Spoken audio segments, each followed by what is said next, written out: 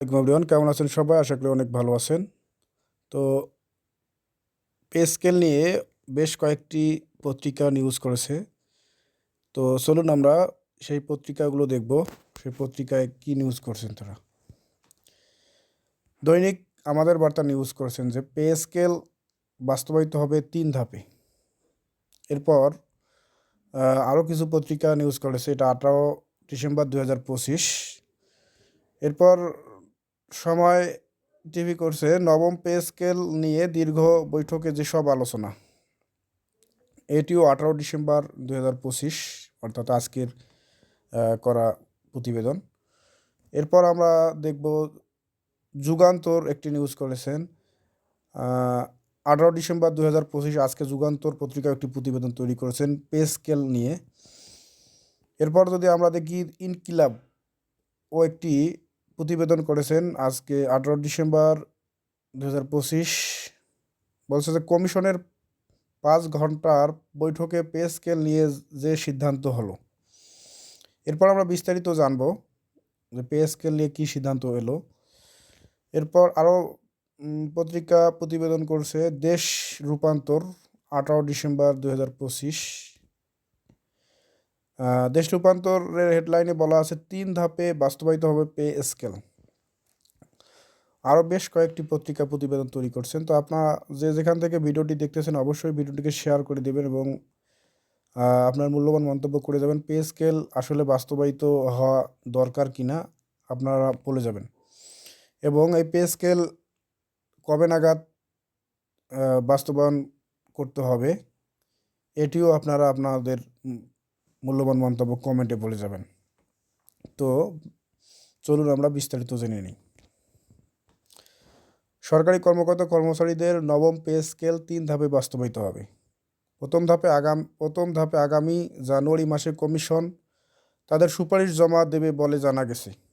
বুধবার অর্থাৎ 17 ডিসেম্বর জাতীয় বেতন কমিশনের 5ম পূর্ণ কমিশনের সভায় এ পরিকল্পনার কথা আলোচনা করেন কমিশনের সদস্যরা।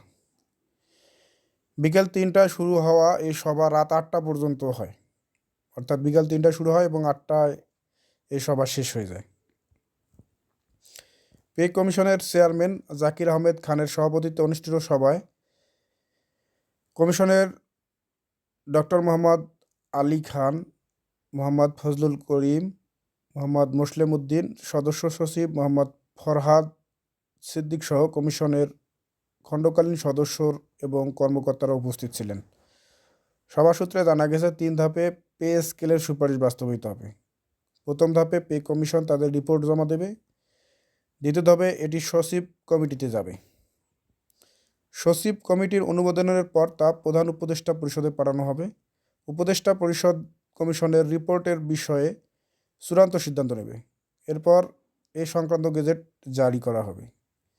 সূত্রের তথ্য অনুযায়ী পূর্ণ কমিশনের সভায় কমিশনের তৈরিকৃত ড্রাফট নিয়ে বিস্তর আলোচনা হয়েছে। কিছু বিষয় সংশোধনী এনে পরবর্তীতে আবারও পূর্ণ কমিশনের সভা করার সিদ্ধান্ত হয়েছে। কমিশনের রিপোর্ট জমা দেওয়ার পূর্বে আরও অন্তত 3টি পূর্ণ কমিশনের সভা করা হবে। এরপর কমিশন তাদের রিপোর্ট জমা দেবে বলে জানা গেছে। সভায় উপস্থিত কমিশনের এক সদস্য বুধবার রাত 8:30টায় বলেন, পে স্কেলের খসড়া ড্রাফট প্রস্তুত, তবে কিছু বিষয়ে সংশোধনী প্রয়োজন।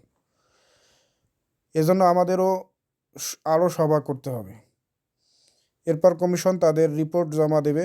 নির্ধারিত সময়ের অনেক আগেই কমিশন তাদের রিপোর্ট জমা দেবে, অর্থাৎ রিপোর্ট জমা দেওয়ার যে নির্ধারিত সময় ছিল তার আগেই কমিশন রিপোর্ট জমা দেবে, এই কথাটি বলছেন। কমিশন যে ড্রাফট তৈরি করেছে সেখানে গ্রেড সংখ্যা এবং বেতনের কেমন সুপারিশ করা হয়েছে এমন প্রশ্নের জবাবে ওই সদস্য বলেন, কমিশনের একটি ড্রাফট তৈরি করেছে, তবে এটি এখনও চূড়ান্ত হয়নি। চূড়ান্ত না হলে বেতন এবং গ্রেড নিয়ে কোনো মন্তব্য করা সমীচীন হবে না। তবে অতিরঞ্জিত কোনো সুপারিশ করা হবে না, বাস্তবসম্মত সুপারিশ করা হবে। তো আজকের এই পে স্কেল সংক্রান্ত তথ্য নিয়ে অনেকগুলো পত্রিকা প্রতিবেদন তৈরি করছে। প্রতিবেদনগুলো আপনারা দেখলেন। এটি দেশ রূপান্তর থেকে নেওয়া প্রতিবেদন। ইনকিলাব, যুগান্তর, সময় টিভি সহ আমাদের বার্তা সহ আরও অনেক পত্রিকা এই প্রতিবেদনগুলো তৈরি করছে। আমরা একটি প্রতিবেদন পড়ে আপনাদের শুনালাম। তো ভিডিওটি দেখে যদি একটুও উপকৃত হন বা যদি একটুও শান্তি ফিল করেন, তাহলে আপনারা অবশ্যই ভিডিওটিকে শেয়ার করে দিবেন এবং চ্যানেলটিকে সাবস্ক্রাইব করে দিবেন এবং আপনার মূল্যবান মন্তব্য করে দেবেন। এতক্ষণ সাথে থাকার জন্য ধন্যবাদ।